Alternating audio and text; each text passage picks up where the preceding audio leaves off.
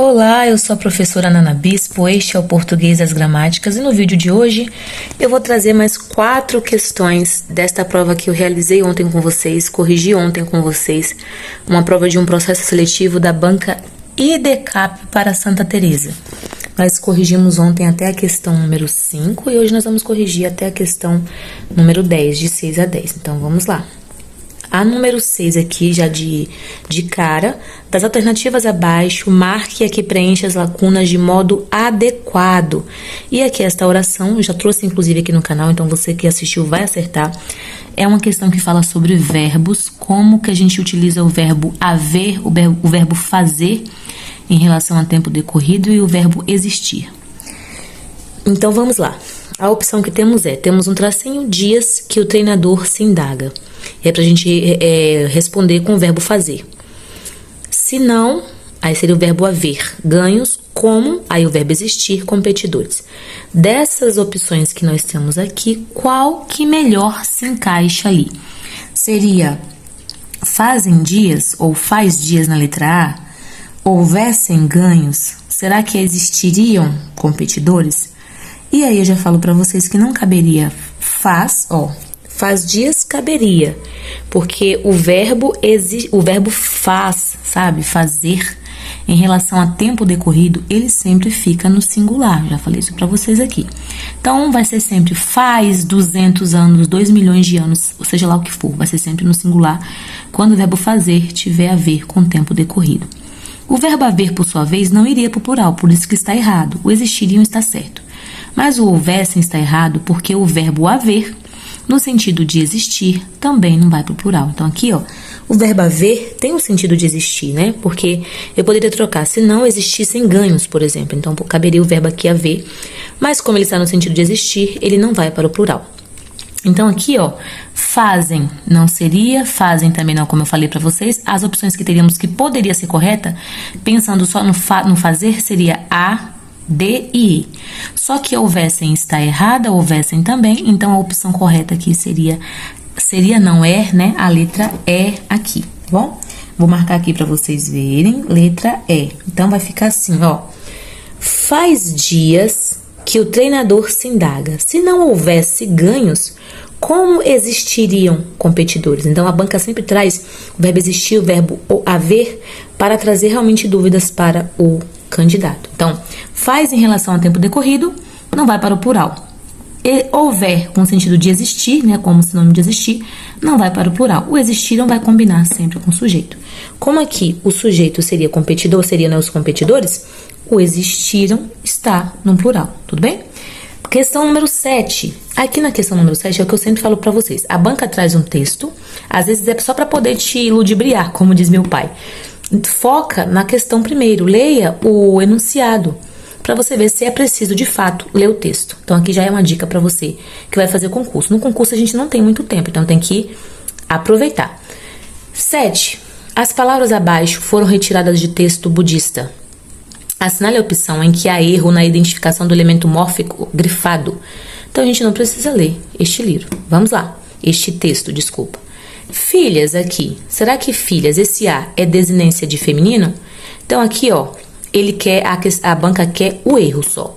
Filhas, esse A é desinência de feminino? Sim, porque se eu quiser colocar masculino, fica filhos.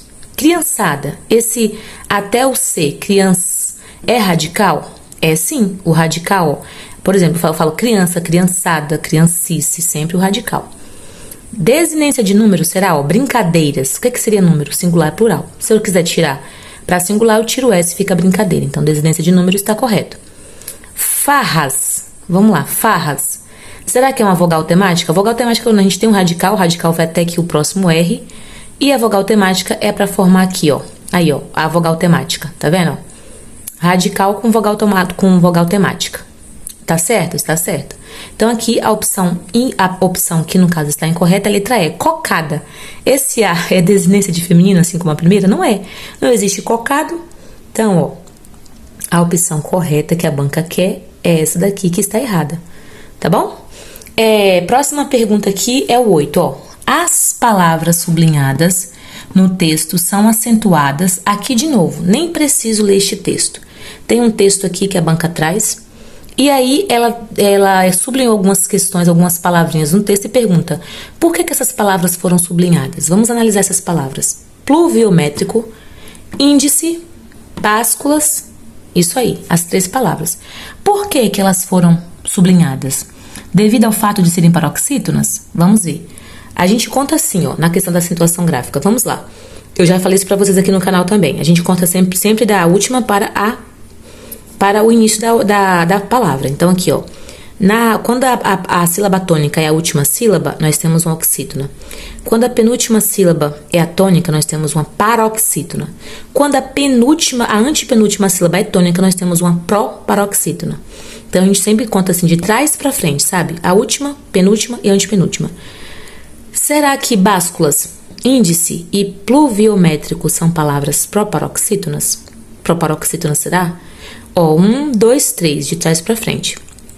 Todas elas são proparoxítonas, ó, básculas, na antepenúltima sílaba, índice, antepenúltima sílaba, pluviométrico, antepenúltima sílaba. Vamos ver, então, que aqui, ó, na verdade, a letra A, ó, ela é paroxítona? Está errada. Por serem todas proparoxítonas, já é a opção aqui, ó, correta, letra B.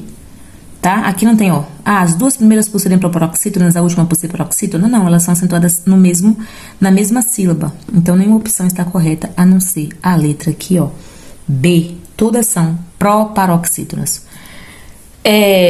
Temos agora aqui mais um texto, Tulipas da Holanda, e a pergunta da 9 é, observe o trecho. Ali se encontra a famosa tulipa, a flor nacional do país. Aí a pergunta é, a vírgula foi utilizada para isolar o termo em destaque que pode ser classificado como?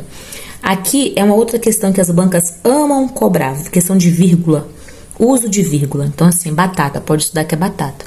Então percebe que eu não preciso ler esse trecho, porque aqui a própria banca já pega um trecho do texto e traz para eu responder? A IDCAP é fera nisso, de entregar um texto pra gente, só como pretexto, pra gente perder nosso tempo, e aí ela traz um trecho aleatório do texto para você analisar gramaticalmente falando. Então vamos lá, por que aqui? Ali se encontra a famosa tulipa, vírgula, a flor nacional do país. Por que há uma vírgula aí entre essas duas? Ó, vou melhorar essa questão aqui também da gravação, tá? Mas a gente vai fazendo isso aos poucos, tá bom? Então ignora essa parte e foca no estudo. Será que é porque é um sujeito simples? Por isso que usou a vírgula? É um vocativo? É um aposto? Adjunto adverbial ou predicado nominal? Então aqui a banca trouxe, ó, 2 coisinhas que servem para confundir a gente. Vocativo e aposto. Vocativo, como o próprio nome diz, evoca. Quando eu falo assim, ó, professora, me ajuda aqui, por exemplo, né? Ajude-me aqui. Esse professor é um vocativo. O aposto, o que seria o aposto? Ele é quando nós temos, por exemplo, 2 orações, né, separadas por vírgulas, por exemplo, dois trechos separados por vírgulas, e o segundo se equivale ao primeiro. Por exemplo, ó, ali se encontra a famosa tulipa, vírgula, a flor nacional do país. Ou seja, a famosa tulipa é a mesma coisa que a flor nacional do país. Logo, eu tenho um aposto, tá bom? E não um vocativo. O vocativo evoca, né? Eu chamo alguém ali. Então é aposto. Não é nenhum desses outros, não tem nada a ver, né? Não é por nenhuma dessas situações que utilizamos a vírgula, né? É em relação mesmo ao aposto, porque entre aposto e explicativo nós temos mesmo uma vírgula obrigatória. Então, aposto. Vamos para a última. Ó, texto enorme. E aí tem a pergunta na número 10 e última desse vídeo de hoje. Se você sabe de alguém que vai fazer a prova, por favor, envie este vídeo, eu vou melhorar cada vez mais. Deixa nos comentários o que é que você precisa, qual a sua maior dificuldade. A prova já é em julho, agora dia 28, e eu estou pronta para te ajudar. 10 e última pergunta. No trecho, à medida que a sociedade confia cada vez mais na internet como primeiro ponto de referência para muita informação procurada, é crucial que conscientizemos os jovens sobre onde exatamente eles podem procurar informação e ajuda. Aí vem, a palavra sublinhada possui a função inicial, de iniciar uma... Ó, aqui para vocês terem noção, não precisamos ler o texto para responder a questão, como eu já falo direto aqui nos vídeos. Se brincar, não precisávamos ler nem isso aqui, porque a banca quer saber o que é, à medida que possui a função de iniciar que tipo de oração aqui. E aí você já vai. Coordenada não é porque não há uma conjunção ali, né? Então vamos lá. Ela só pode ser uma subordinada. Mas será que é... Tá, subordinada substantiva? Será que seria? Normalmente, a subordinada substantiva, como é que seria? Seria adjetiva restritiva? A gente sabe que tem a restritiva e tem a explicativa, que é com vírgula ou sem vírgula. Coordenada adversativa? Subordinada adverbial proporcional? Subordinada adverbial de causa, né? Ou de causal? O que é que você faz aqui? Ai, professora, estou nesta questão, não sei todas as orações. Vai pela lógica. O português tem muita dica no próprio nome do termo, sabe? No próprio nome ali da situação gramatical, da questão gramatical. Então, à medida que te dá a ideia de quê? De restrição? Ideia de contrariedade, de proporção ou de causa? Vai por isso, sabe? Vai eliminando, vai por intuição mesmo. Chega uma hora no concurso que você tem que fazer isso. Não sei o que é oração subordinada nem coordenada. Ah, mas o nome, por exemplo, aqui, ó, o nome proporcional me lembra a medida que.